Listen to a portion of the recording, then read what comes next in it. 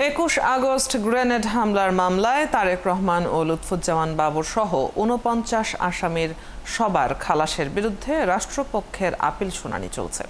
প্রধান বিচারপতি সৈয়দ রেফাত আহমেদের নেতৃত্বাধীন আপিল বিভাগে শুরু হয়েছে এই শুনানি। এর আগে গত বছরের ১ ডিসেম্বর সাবেক স্বরাষ্ট্রমন্ত্রী বাবর সহ ১৯ জনের মৃত্যুদণ্ড এবং তারেক রহমান সহ ১৯ জনের যাবজ্জীবন এবং ১১ জনের বিভিন্ন মেয়াদের দণ্ড মওকুফ করে রায় দেয় হাইকোর্ট। একই সাথে বিচারিক আদালতের রায় অবৈধ ঘোষণা। এই রায়ের বিরুদ্ধে রাষ্ট্রপক্ষ লিভ টু আপিল করলে গত ১ জুন তা মঞ্জুর করে আপিল করার অনুমতি দেয় প্রধান বিচারপতির নেতৃত্বে ৬ বিচারপতির আপিল বেঞ্চ।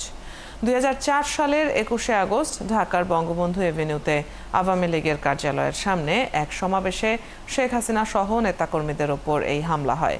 এতে নিহত হন ২৪ জন, আহত হন কয়েকশো নেতাকর্মী।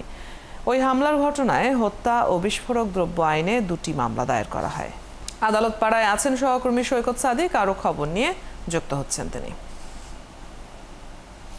সৈকত, শুনানির কি খবর আছে আপনার কাছে? এছাড়া আজকের দিনে অন্য কোনো মামলার খবর আছে কিনা?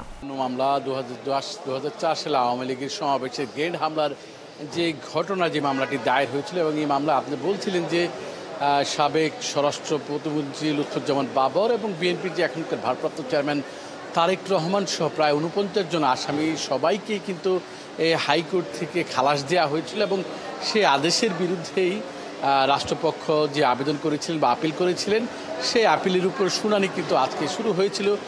সকালে প্রধান বিচারপতি ডক্টর সৈয়দ রেফাত আহমেদের নেতৃত্বাধীন আপিল বিভাগের ছয় সদস্যের বেঞ্চে এটা শুনানি শুরু হয় এবং এই মামলায় আজকে বলতে গেলে রাষ্ট্রপক্ষের শুনানি করা হয়। এই মামলায় যেহেতু ২ জন আসামি পলাতক রয়েছেন, একজন আসামি হানিফ পরিবহনের মালিক হানিফ আর একজন মাওলানা তাজউদ্দিন, যেহেতু তারা ২ জন পলাতক আসামি এবং তাদের পক্ষে প্রধান বিচারপতি রাষ্ট্রনিযুক্ত আইনজীবী হিসেবে জ্যেষ্ঠ আইনজীবী এস এম শাহজাহান তাকে নিয়োগ দিয়েছেন এবং আজকের মামলার শুনানিতে ডিএজি আব্দুল্লাহ মাসুদ তিনি শুনানি শুরু করেছেন এবং এই মুহূর্তে এই শুনানি যেহেতু বিরতি চলছে এবং বিরতির পর আবার শুনানি শুরু হবে। আপনি বলছিলেন যে ১ ডিসেম্বর এই মামলায় তারেক রহমান সহ এবং লুৎফুজ্জামান বাবর সহ যে ৪৯ জন আসামি সবাইকে খালাস দিয়েছিল, এরকম একটা ব্যাকগ্রাউন্ড দিয়ে যে সাক্ষ্য প্রমাণ ঠিকভাবে হয় না এবং তদন্ত ঠিক প্রক্রিয়া হয় না, এইসব বলেই কিন্তু এই মামলাটা যেহেতু সব আসামিদের খালাস দিয়েছিল এবং এর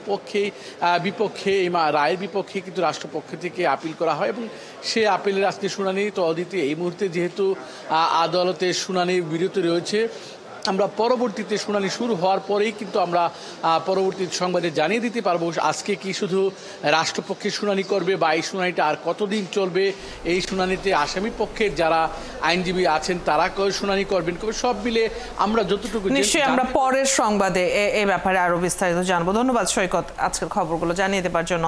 দর্শক, সহকর্মী সৈকত সাদিক আদালত পাড়া থেকে যুক্ত ছিলেন এতক্ষণ।